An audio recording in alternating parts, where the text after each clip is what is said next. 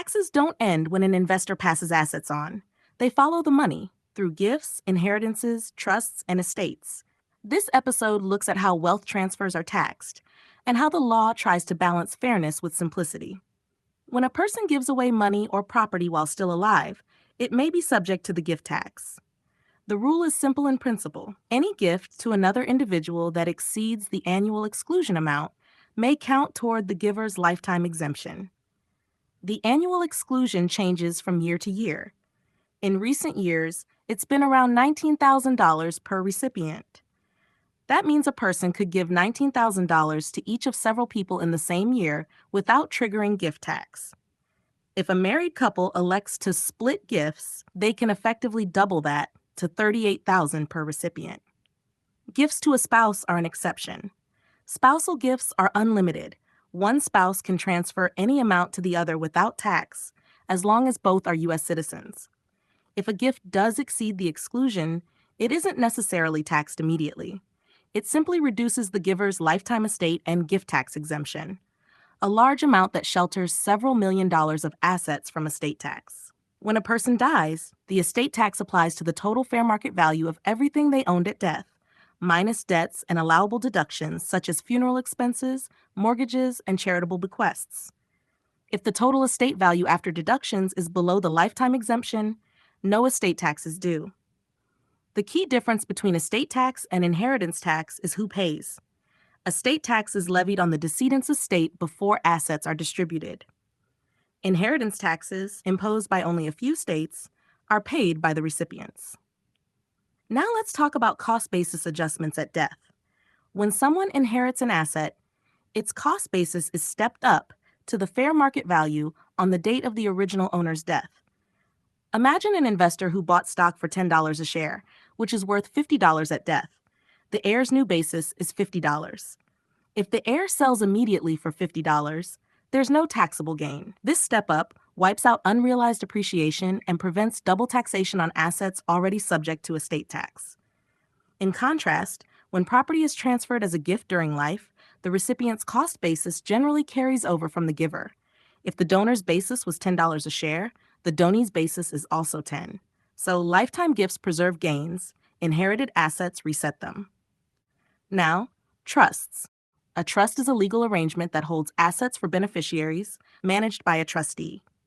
Trusts can serve many purposes: controlling distributions, avoiding probate, reducing estate tax, or providing income for specific needs.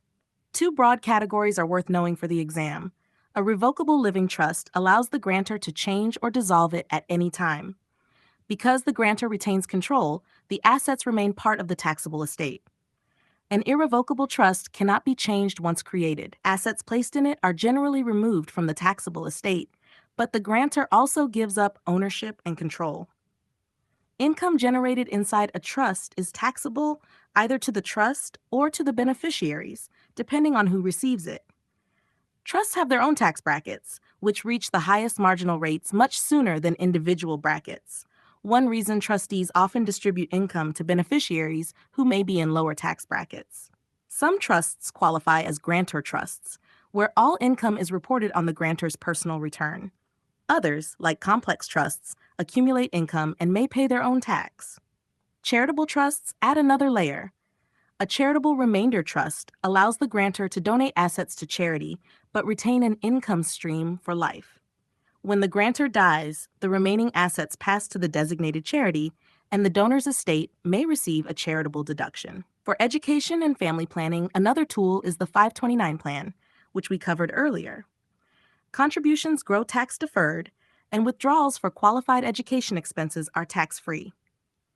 These plans are also treated favorably under gift tax rules. A contributor can front-load up to 5 years of annual exclusions in a single year, spreading the gift over that period for tax purposes. Custodial accounts, such as UGMA and UTMA, are simpler. Assets belong to the minor, but are controlled by an adult custodian until the child reaches the age of majority. Earnings are taxed to the child, but once transferred, the assets are irrevocable. Let's move to tax-advantaged investment strategies that often come up on the exam. Municipal bonds generate interest exempt from federal income tax, and sometimes from state and local tax if the investor lives in the issuing state. They're especially suitable for investors in higher tax brackets. Tax-deferred accounts, IRAs, 401ks, and annuities, allow earnings to grow without current taxation. The tax is deferred until withdrawal. Tax-free accounts, like Roth IRAs, take after-tax contributions but allow tax-free qualified withdrawals. When comparing investments, the tax equivalent yield helps determine whether a municipal bond is more attractive than a taxable bond. The formula is tax equivalent yield equals the tax-free yield divided by 1 minus the investor's tax rate. For example, a municipal bond yielding 4% for an investor in the 30% tax bracket has a tax equivalent yield of 4 divided by 1 minus 0.3, or approximately 5.7%. Understanding how taxes apply to investment income, estates, and gifts isn't just about compliance. It's about efficiency. The same return can mean very different outcomes depending on how it's structured. For advisors and for Series 7 candidates, the goal is to help clients keep more of what they earn, not only through performance, but through planning. Next time, we'll move into technical and fundamental analysis, how professionals evaluate securities, the ratios and indicators they rely on, and how to read what the markets are really saying.